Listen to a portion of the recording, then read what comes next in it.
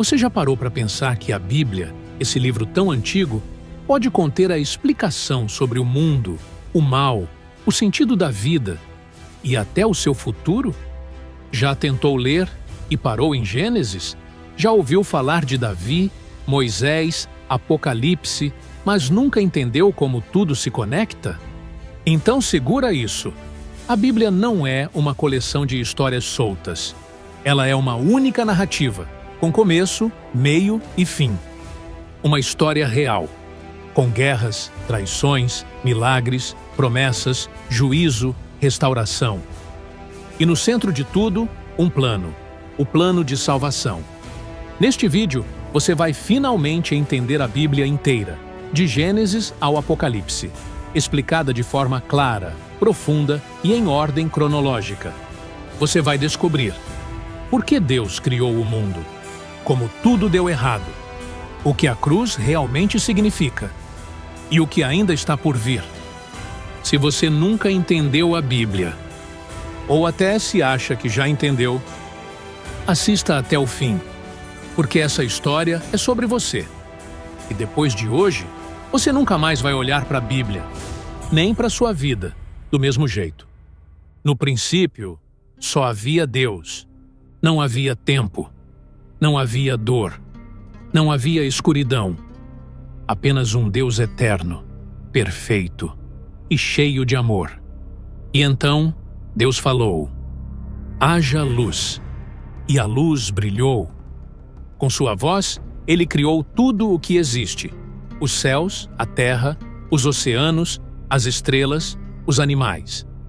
E por fim, o ápice da criação, o ser humano. Adão e Eva foram criados à imagem de Deus, com liberdade, propósito e intimidade com o Criador. Eles andavam com Deus. Não havia culpa, medo ou morte. Mas o amor só é verdadeiro quando existe escolha. E Deus deu uma árvore, um limite, um teste de confiança. A serpente, símbolo do inimigo, mentiu. Disse que o homem podia ser como Deus, sem Deus. E Adão e Eva desobedeceram. O pecado entrou. A relação foi quebrada, a terra amaldiçoada e o ser humano expulso do jardim. Mas Deus não desistiu.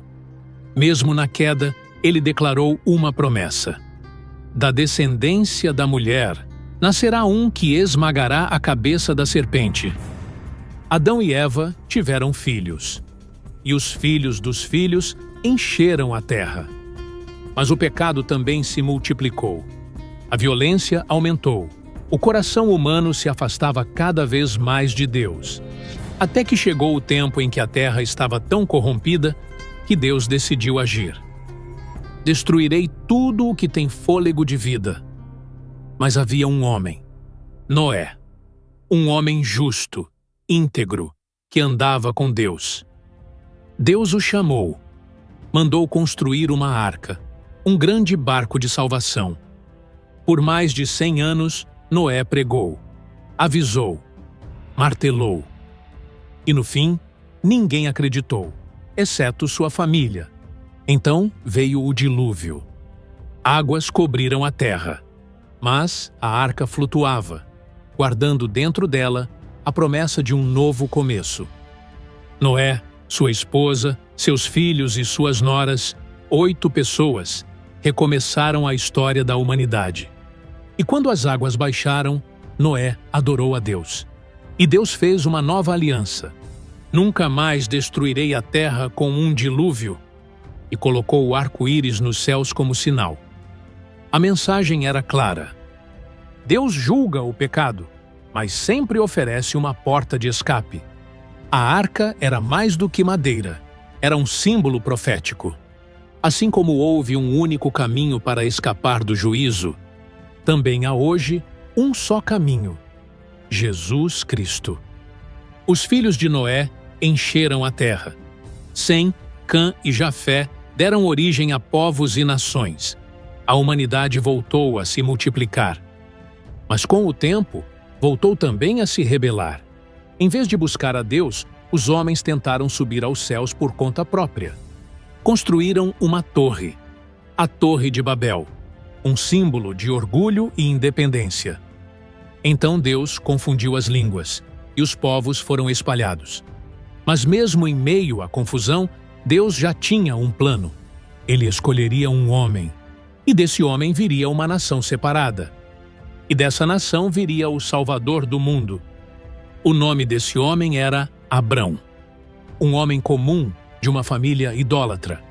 Mas Deus o chamou e disse: sai da tua terra, da tua parentela, e vai para a terra que eu te mostrarei.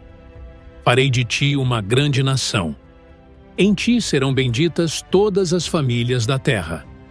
Abrão obedeceu, e essa obediência mudou a história. Deus fez uma aliança com ele.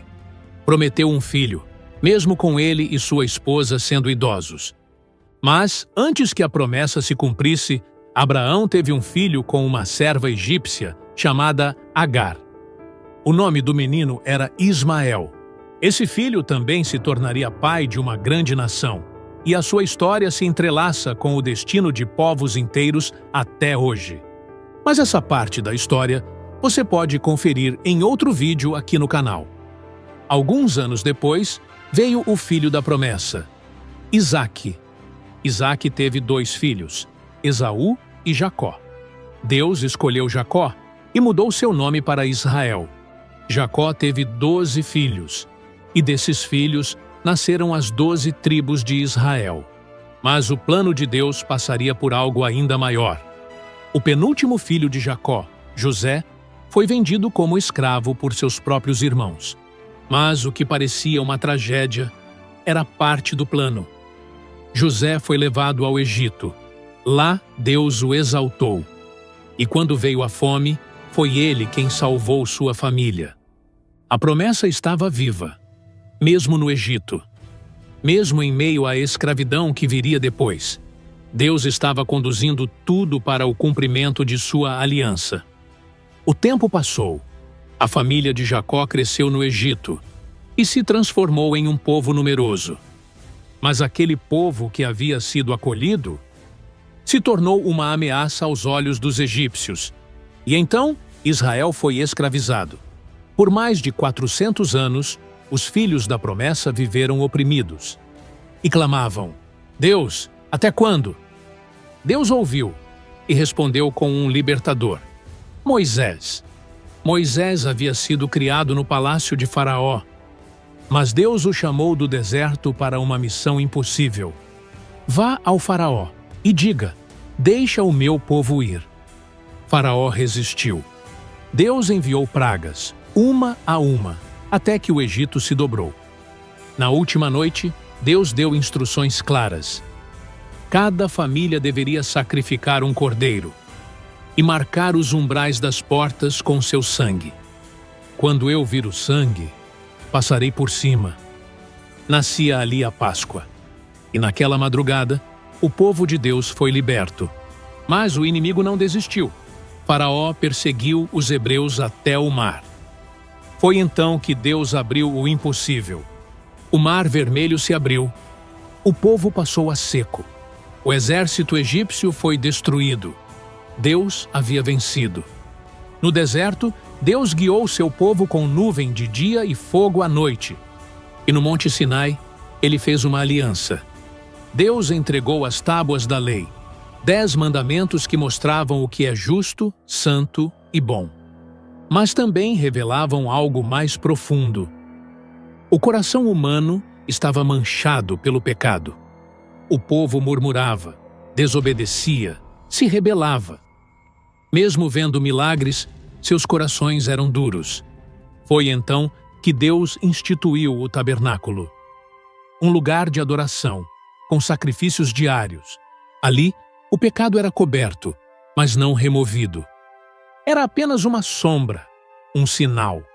O sangue de animais não podia limpar de verdade, mas tudo apontava para o que viria.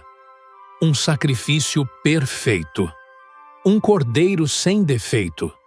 Deus estava ensinando o povo que só há salvação por meio do sangue e que a libertação externa era só o começo. Ele queria libertar os corações. Depois de 40 anos no deserto, o povo finalmente chega à beira da terra que Deus havia prometido a Abraão. Uma terra que manava leite e mel. Moisés não entra. Ele morre olhando para a promessa. Mas o Senhor levanta Josué para conduzir o povo à conquista. Eles atravessam o rio Jordão. E as muralhas de Jericó caem com um grito de fé. As tribos se espalham pela terra. Mas logo surge um problema. O povo esquece o Senhor. Sem um líder forte, cada um fazia o que achava certo aos próprios olhos. E assim começa um tempo de ciclos. Pecado, opressão, arrependimento, livramento e pecado novamente. Foi o período dos juízes, homens e mulheres levantados por Deus para libertar o povo, como Débora, Gideão e Sansão. Mas a instabilidade era constante.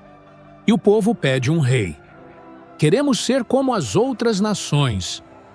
Deus permite. E então surge Saul, o primeiro rei de Israel. Alto, forte, mas desobediente. Depois dele, Deus escolhe Davi, um jovem pastor de ovelhas, com o coração segundo o coração de Deus, e faz a ele uma nova promessa. Da tua descendência levantarei um rei que reinará para sempre. Davi reina com coragem, fé e arrependimento. Apesar de seus pecados, ele nunca abandona o Senhor. Seu filho Salomão herda o trono. Constrói um templo glorioso. A sabedoria de Deus atrai reis e rainhas do mundo todo. Mas no final da vida, Salomão também se desvia e o reino se divide. Israel ao norte, Judá ao sul. 2 reinos, 2 caminhos e um povo que aos poucos se afasta da voz de Deus. Ele levantou homens com fogo nos ossos, vozes solitárias em meio a uma geração rebelde, profetas. Isaías teve uma visão do trono de Deus, alto e exaltado, e ouviu os anjos clamando: Santo, Santo, Santo é o Senhor dos exércitos. E mesmo assim, o povo não se quebrantava. Jeremias chorou enquanto anunciava a destruição. Ele foi preso, humilhado, mas não parou de clamar: Voltai ao Senhor, enquanto é tempo. Ezequiel viu uma carruagem flamejante, o Espírito de Deus se movendo para longe do templo. Teve visões de juízo, mas também de restauração. Ele viu um vale de ossos secos, e Deus disse: Filho do homem, profetiza, e os ossos voltarão à vida. Daniel, ainda jovem, foi levado para a Babilônia como cativo. Mas lá, mesmo no meio do império, se recusou a se contaminar. Foi lançado na cova dos leões e saiu ileso. Ele viu reinos caindo e um reino eterno se levantando, o reino do Filho do Homem.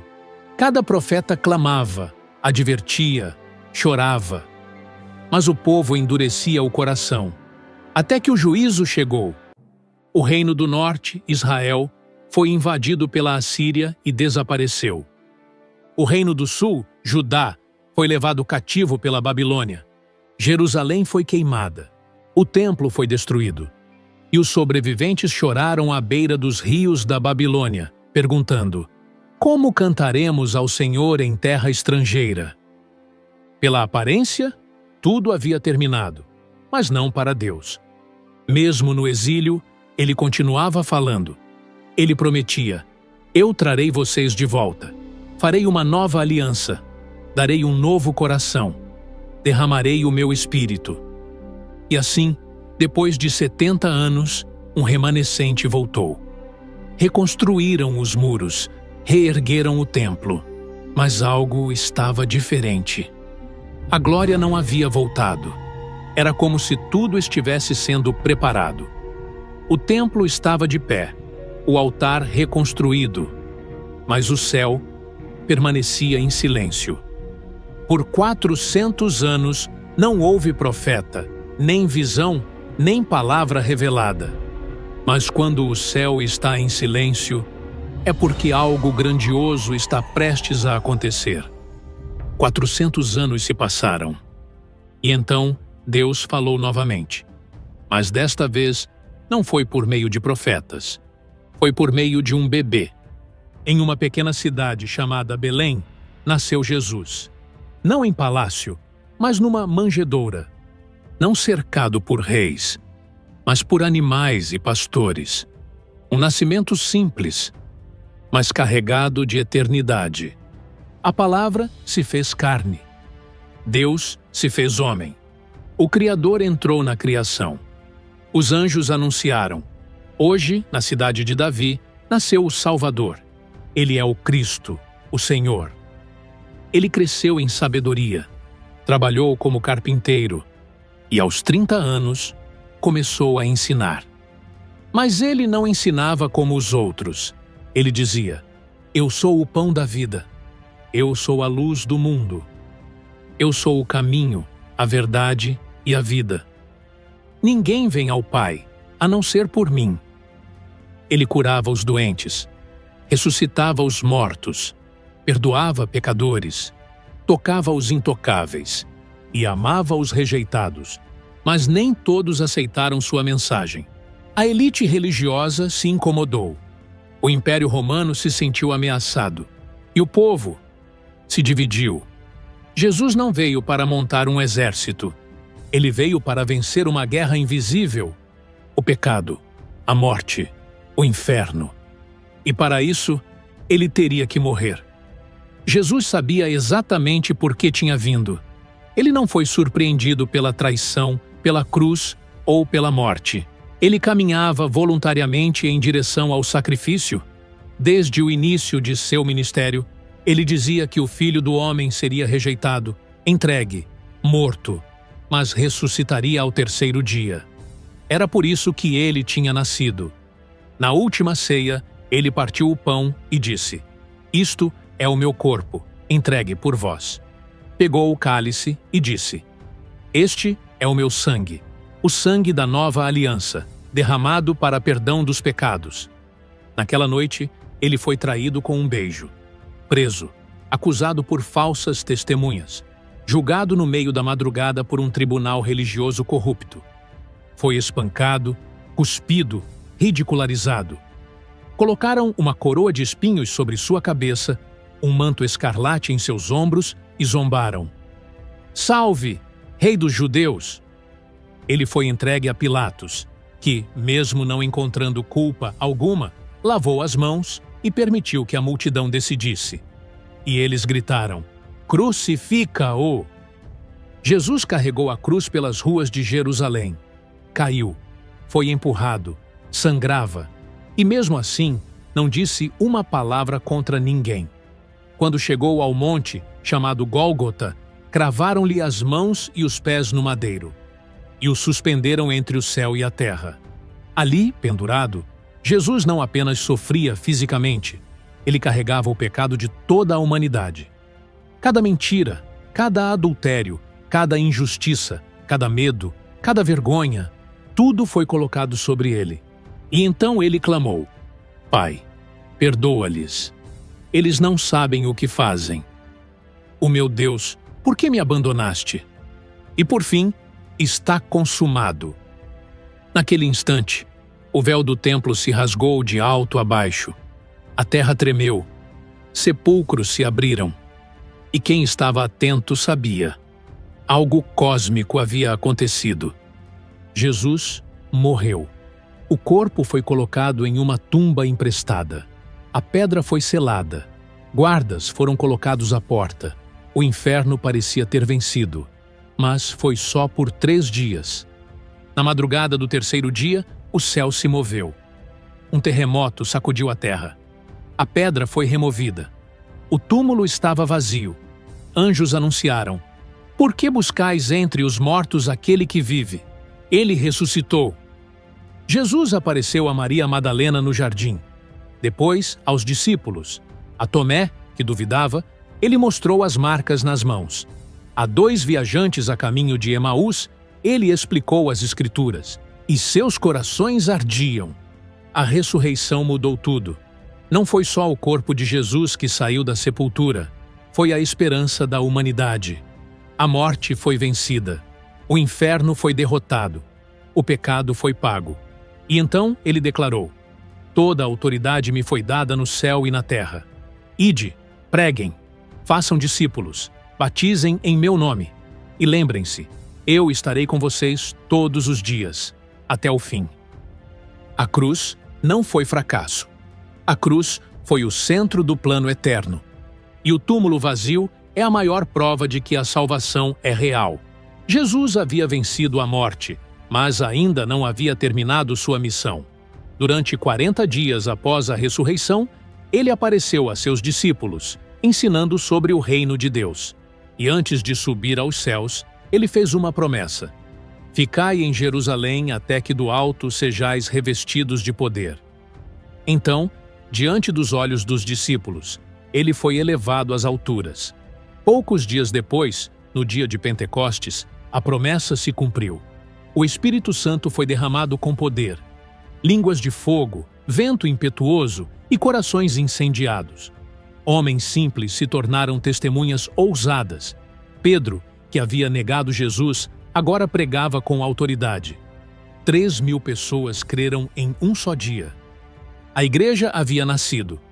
E ela não era um templo de pedra. Era feita de gente transformada. Gente cheia do Espírito, vivendo em unidade, partilhando o pão, ajudando os pobres e anunciando o Evangelho com coragem. Mas, com o crescimento, veio a perseguição. Estevão foi apedrejado. Tiago, morto à espada. Mas quanto mais tentavam calar os cristãos, mais o Evangelho se espalhava. E então surge um personagem improvável: Saulo de Tarso, um perseguidor implacável da igreja. Mas no caminho para Damasco, ele é derrubado por uma luz. Ouve a voz de Jesus. E ali, o perseguidor se torna apóstolo. Paulo, o maior missionário da história. Ele levou o Evangelho à Ásia, à Grécia, a Roma, fundou igrejas, escreveu cartas, enfrentou prisões, naufrágios, açoites, tudo por amor a Cristo. O mundo nunca mais seria o mesmo. A mensagem da cruz começou a alcançar povos, línguas e nações.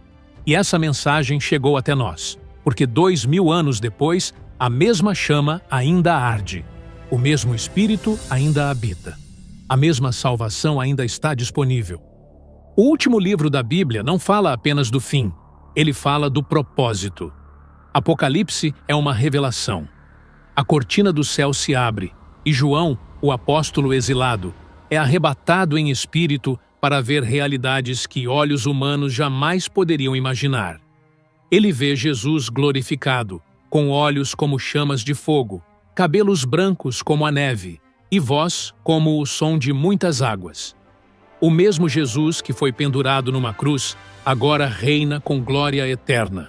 João vê 7 igrejas, representando a igreja de todas as eras. Vê 7 castiçais, 7 estrelas, e recebe mensagens diretas do próprio Cristo. Depois, vê o trono de Deus, relâmpagos, trovões, adoração incessante. Seres celestiais clamando: Santo, Santo, Santo é o Senhor Deus Todo-Poderoso. E então, um livro selado com 7 selos aparece. Ninguém podia abri-lo. Até que surge o Cordeiro, como se tivesse sido morto. Ele é digno. E ao abrir os selos, os juízos começam. Os 4 cavaleiros do Apocalipse saem: o da conquista, da guerra, da fome e da morte. A terra treme. O céu se agita. Uma batalha espiritual é revelada. Há anjos e demônios, trombetas, taças de ira, terremotos, estrelas que caem e multidões clamando por justiça. A besta se levanta. O falso profeta engana as nações. O dragão, figura do próprio Satanás, é lançado contra a mulher, símbolo do povo de Deus. Mas em meio a tudo isso, há um povo fiel. Aqueles que não se curvaram à imagem da besta, nem negaram o nome de Jesus. Eles são perseguidos, mas vencem, porque não amaram a própria vida mais do que amavam a verdade. E então, os céus se abrem. Um cavalo branco surge, e sobre ele está aquele que é fiel e verdadeiro. Seus olhos são fogo. Em sua coxa está escrito: Rei dos reis e Senhor dos senhores. Ele vem para julgar e guerrear com justiça. O exército celestial o segue. A besta é derrotada. O diabo é lançado no lago de fogo. E o último inimigo a ser vencido é a morte. Depois do juízo final, João vê a maior de todas as visões, a Nova Jerusalém. Um novo céu e uma nova terra. A cidade santa descendo do céu como uma noiva enfeitada para o seu noivo. E uma voz diz: Eis que o tabernáculo de Deus está com os homens. Ele habitará com eles. Eles serão o seu povo. E Deus enxugará de seus olhos toda lágrima. A morte já não existirá. Nem dor, nem luto, nem clamor. Porque tudo o que era velho passou. A árvore da vida reaparece. O rio da vida corre do trono. Os redimidos reinam com Cristo para sempre. E a história que começou com a separação termina com união eterna. Não haverá mais escuridão. O próprio Deus será a luz, e os seus servos o servirão face a face. Essa é a esperança dos salvos. Essa é a promessa final. Essa é a vitória de Cristo. E ao terminar sua visão, João ouve a última promessa: Eis que venho sem demora. E a resposta que ecoa dos céus é: Vem, Senhor Jesus. Você acabou de ouvir a história que explica tudo, do Gênesis ao Apocalipse, do pecado à redenção, da cruz até a eternidade. A Bíblia não é um livro religioso, é uma carta de amor. E o nome no final é o seu. Jesus morreu a sua morte para que você viva a vida dele. E hoje, essa história pode se tornar a sua. Mas isso é só o começo. Aqui no canal, você pode ir mais fundo. Tem um vídeo completo sobre Gênesis, outro sobre a divisão dos reinos de Israel. Tem as profecias de Isaías, os milagres de Elias e Eliseu, a jornada radical do apóstolo Paulo e o mistério revelado no Apocalipse. Clica aqui, escolhe um tema e continua com a gente. Porque quando você entende a Bíblia, você entende a vida e nada mais será igual.